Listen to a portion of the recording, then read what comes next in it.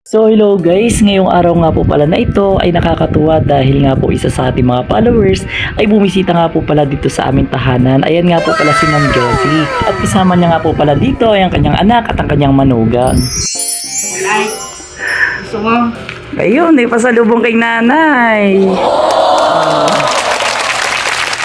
So hello guys, ayan, good morning po sa inyong lahat. Andito po tayo ngayon, meron po tayong isang followers na nagpunta po dito sa bahay. Ayan. Ano nga po pala pangalan niyo, ma'am? Jo. Si Ma'am Jo. Ayan, may pasalubong. Ayan, si Ma'am Jo. May pasalubong kay nanay. Ayan. Ay, ito. Ay, ito. Gusto niya to. Ay, Jackie. Oh, Jackie. Oh, tapos meron pa. Ayun. Oh. Ay, favorite. Favorite. Nanay, favorite niya nanay, sterilized. Hawak niyo. Ano? Oh. Oh, dami oh. Ito pa. Thank you so much po.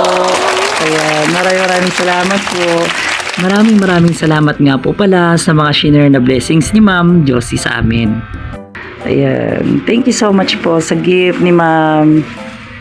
Ayan, oh. Oh, dami ka oh.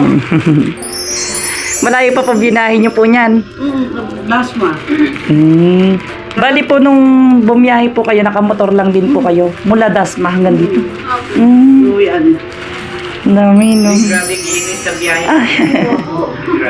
Paborito mo? Paborito mo?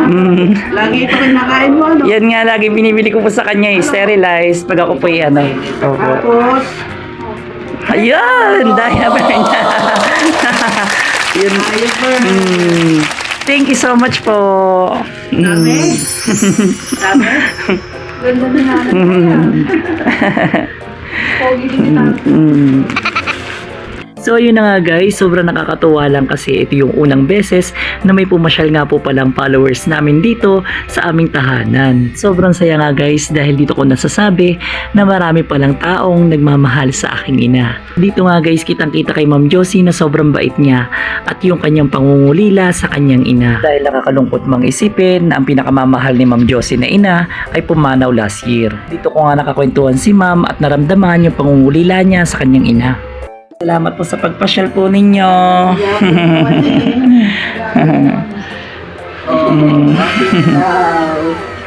Okay? Tulala lang siya eh. Mayan lang siya. Ganda mo.